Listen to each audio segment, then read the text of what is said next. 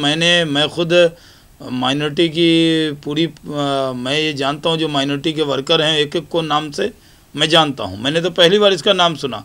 जहाँ तक आपने बताया है कि तस्वीर का, तो उस वक्त बहुत से लोग ज्वाइन करने आए थे 2009 के वक्त में, लेकिन जो बाई इलेक्शन हुआ था ओखला का, उसमें ये कांग्रेस के लिए काम कर रहा था। इसने पर्चा निकाला है कांग्रेस के पक्ष में, और कांग्रेस को उम्मीदवार को नंबर 1 पे बता के और बीजेपी को उम्मीदवार को नंबर 4 पे बता के इसने पर्चा निकाला।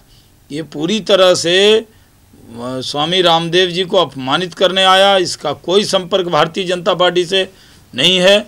और जब चुनाव आता है तो कुछ लोग गुलदस्ता लेके आ जाते हैं, और इस तरह के लोग, क्योंकि मैं खुद चुनाव लड़ने लोकसभा का भागलपुर चला गया था, तो मेरे पीछे में वो ज़रूर भारतीय जनता पार्टी के ऑफिस में आया था, लेकिन उसके बाद बीजेपी से वो चला गया, और बीजेपी से कोई संपर्क उसका नहीं है, कोई संबंध नहीं है।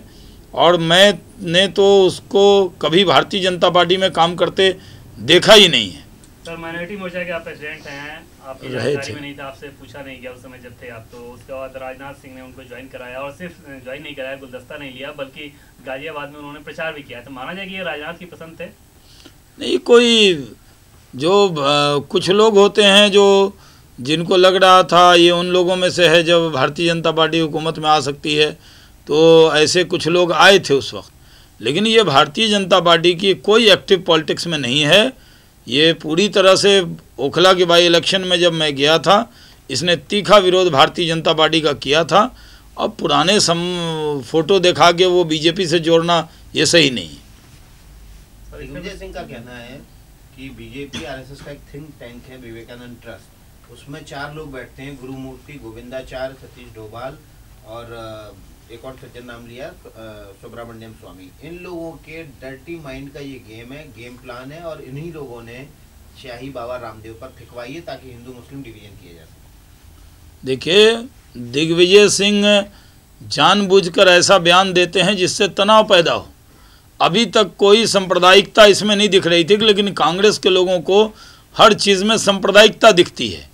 ये स्वामी रामदेव काला धन के इशू को लेकर पूरे देश में निकले हैं, वो एक नेक काम कर रहे हैं, और ये पूरी तरह से प्रायोजित है। जिसने ये काम किया है, ये काला काम है, ये गंदा काम है, इसकी भारतीय जनता पार्टी निंदा करती है।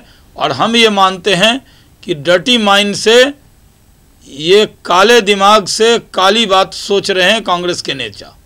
नहीं, नेता बोला गया, नहीं हो पाया। ये काले दिमाग से काली बात सोच रहे हैं कांग्रेस के ये नेता। इनको साफ मन से, क्योंकि काले धन पर कांग्रेस घिरी हुई है, इसलिए वो काली स्याही का खेल रचना चाहती है। ये व्यक्ति इसकी मानसिकता एकदम स्वामी रामदेव के अभियान पर कालिक पोतने की थी, और इसमें ज़रूर साजिश की बू आती है। इसकी पूरी जांच होनी चाहिए कि स्वामी रामदेव को कौन लोग हैं जो अपमानित कराना चाहते हैं। इन लोगों की पहचान होनी चाहिए, उस पर सख्त कार्रवाई होनी चाहिए। सर, मायावती, देखिए, मायावती जी को अपने जन्मदिन पर यूपी के लोगों पर जो उनका शिकंजा, उससे मुक्त कर देना चाहिए, और यूपी के लोगों को भ्रष्टाचार मुक्त शासन भारतीय जनता पार्टी देगी। और जब सत्ता में थी तो बहुत सारे तोहफे उनको मिलते थे। अब उत्तर प्रदेश में कोई तोहफा उत्तर प्रदेश की जनता उनको देने वाली नहीं है। कांग्रेस के कार्यक्रम में टिकट को लेकर कुर्सियां चली हैं, नकवी जी को भी कानपुर में घेर लिया गया था। ये क्या हो रहा है सभी राजनीतिक दलों में? क्या केवल टिकट के लिए ही कार्यकर्ता शामिल हो रहे हैं? देखिए, कांग्रेस में तो कुर्सी चलने की पुरानी परंपरा है, लेकिन भारतीय जनता पार्टी के अंदर कोई विवाद नहीं है। सारे कार्यकर्ता काम पे लगे हैं, और उत्तर प्रदेश में कमल का खिलना तय है, और लोगों में फ्रस्ट्रेशन है, इसलिए कुर्सियां चल रही हैं। हम लोगों का एक डेलीगेशन, सारे वरिष्ठ सांसद हैं कई पार्टियों के, और इंडिया पाकिस्तान के रिश्ते अच्छे हों, इसके लिए पार्लियामेंट्री फोरम पर प्रयास होते रहते हैं।